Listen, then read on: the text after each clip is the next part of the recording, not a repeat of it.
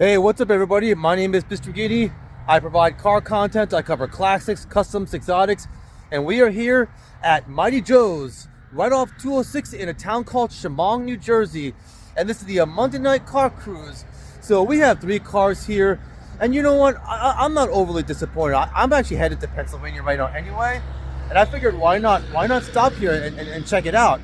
And even though there are only 3 cars here, you know, I think they're certainly worth getting footage of. You got 2 Bel Airs, and I think you have I don't know that last one, if it's a Model T, Model A, or maybe a 3-window coupe or a 5-window coupe. Still got to work on, you know, IDing some of these classics. But anyway, just great to be here. I suspect maybe some Speak Mondays are going to have probably more cars, maybe in summertime. So, you know, only 3 cars here. But anyway, I'm going to go ahead and get footage of these. Let's get to it. So first, we have a really nice looking pristine Bel Air. I believe this is the 55. And I really love the color scheme on this. Really nice spec on this. So you have like an off-white. Looks like a cream color in the back and like maybe like a orange in the front. And I love this airplane looking piece of stainless on the Bel Air. And it's funny, I believe the Bel Airs were the first was the first car where Chevy decided to go stylish, where, you know, previously the cars just were kind of run-of-the-mill, kind of made for the masses, and the Bel Air was actually the first car where they said, you know, where they're gonna, you know, make more luxurious, more exquisite cars. And the Bel Air is a very exquisite car. Yeah, the sun's a little. I want to get the other side so I can show you this.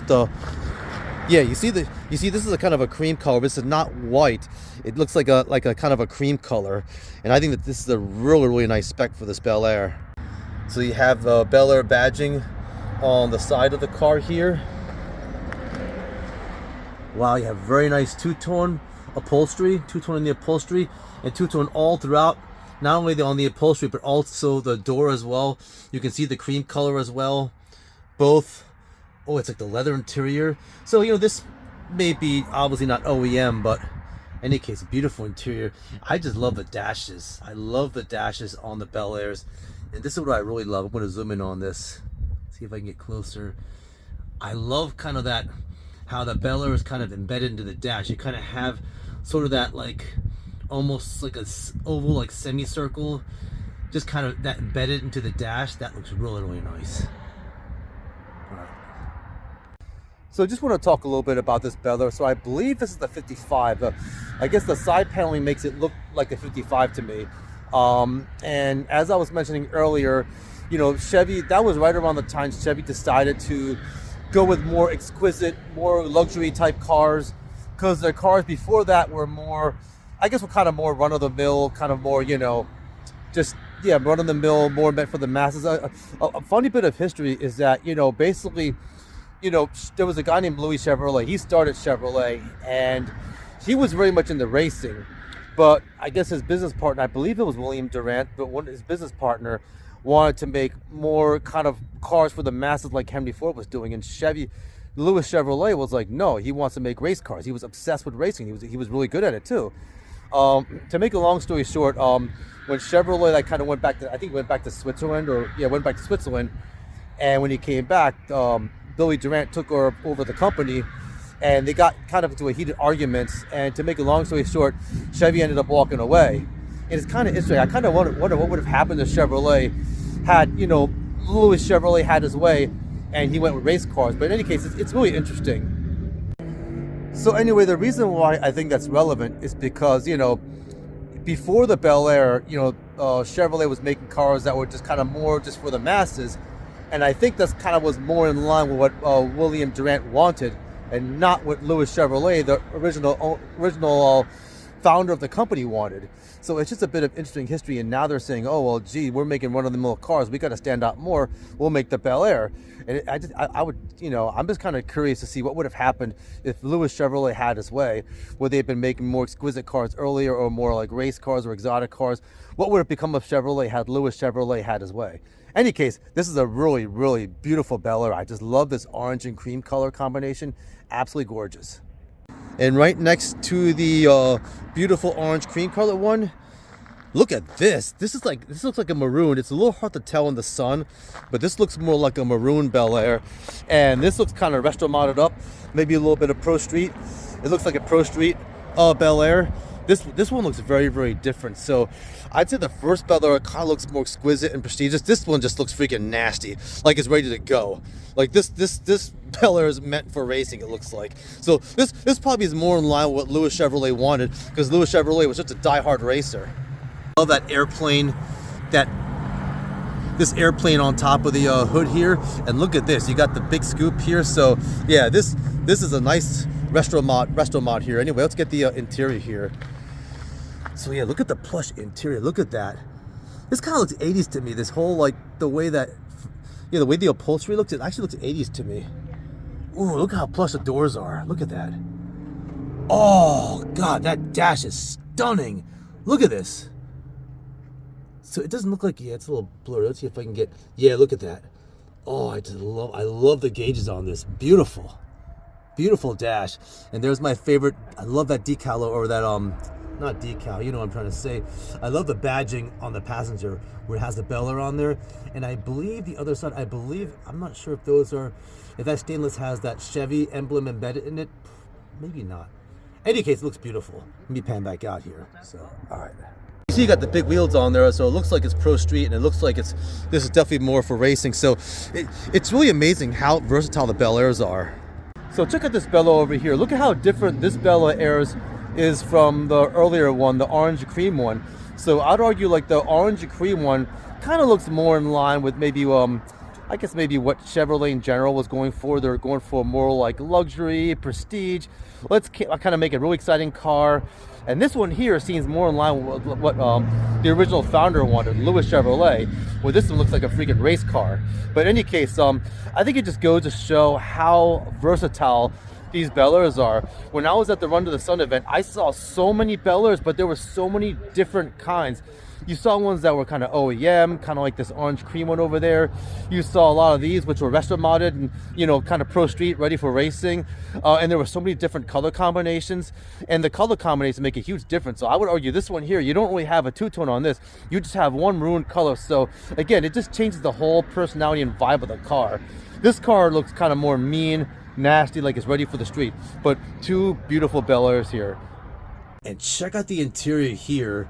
Let's zoom in a little more closely there. Look at that. Moon Eyers. So you have some badgery on there. Anyway, let's pan back out. So just really like the interior of this Ford two-door sedan. Look at this in a beautiful, stunning black.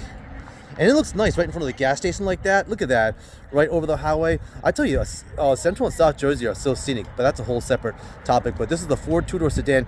I hate to say I still get these mixed up with the Model A, Model T, 3-window, 5-window coupes. I got to work on my classic car ID-ing, but in any case, I just love the pre-World War II, even pre-World War I cars. This one, I don't know what year this one. I'm going to have to ask the owner on that.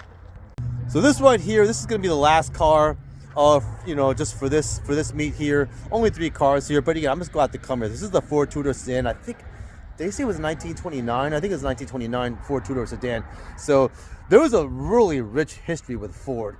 You know, as I mentioned in my previous videos, the Dodge brothers were really relevant in building Ford's cars, and I think they built almost all Ford cars. And then right after, I think right around the Model A, I think that's when they broke. I don't know exactly when Dodge separated from Ford. I hate to say I don't know if it's before or after, but in any case, you know, before I get my history mixed up. So I'll just talk about this, this two-door sedan. So this is a really nice looking two-door sedan. Looks like a really nice build here. You still have the history.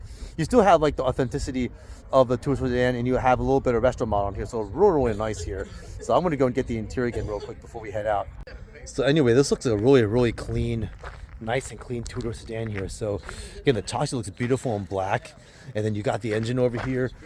I don't know if that's, I see a lot of LS1 engines in a lot of these cars, so I don't know. I don't think you put an LS1. I don't think you put a freaking Chevy engine in a Ford though, so forget that I said that.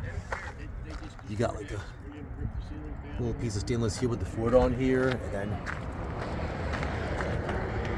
got nice larger wheels on here. So yeah, it looks like this is a pretty Really nice car here. Look at this. Oh, I like the Ford.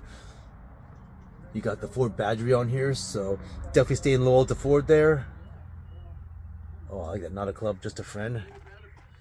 So really nice. Got the dice on here, so yeah, nicely done. This is a really nice, clean looking Ford two-door sedan here. I like it, really nice. So it's just a nice combination of, you know, of some retro mod and also, you know, just keeping the car nice and OEM. So really nice build here. Yep, he guessed it. So basically, you know, I didn't really apply. I was joking. I just said like most of the cars have LS1 engines in them, but this, you would never put an LS1 engine in a Ford. You would never do that. So this is a Ford Windsor engine on there. So that's what it is. I was going to be a Ford engine in there. So, because I could tell this whole car has Ford all over it. And yeah, you just wouldn't, you know. I mean, some people might. Some people don't really care. But anyway, any case, I just wanted to correct that aspect of it. So yeah, pretty much got your Ford Windsor engine in there, and you know, pretty much everything on this car I would eventually guess it's going to be Ford. But in any case, nice clean build on there. Just wanted to correct that little insinuation that it's an LS1 engine. And it's all, I only said it just because when I was at the Run to the Sun event, I just heard the LS1 engine tossed around so many times. Now they're probably in a lot of the Chevys on there because there was a lot of Chevys out there, so that's probably why I just mentioned LS1 engine. But in any case, that's a Ford Windsor engine. So I just wanted to correct that. So there we go. All right, so it looks like that's going to be a wrap. Just 3 cars here, but it's always good to come out to these events because even if the 3 cars here, you know, I get to talk a little bit about the history, and more importantly, I get to meet some really cool people. There's some really cool folks here that, you know, want to share knowledge. Again, I'm just, you know, I'm learning every single day. So anyway, I'm going to go ahead and wrap it up. Got a long drive back to PA, but my name is Mr. Gini. I provide car content. I cover classics, customs, exotics. I go to a lot of different kinds of events. Just, you know, a couple of days ago, I went to a lowrider event. So, you know, if you follow me, you're going to see a lot of different kind of content. I cover, you know, a wide genre of cars. So, you know, if you like cars in general, you definitely want to follow my channel. But anyway, again, my name is Mr. Gini. If you like my content, if you like this video, go ahead, hit like, subscribe, and we'll see you next time.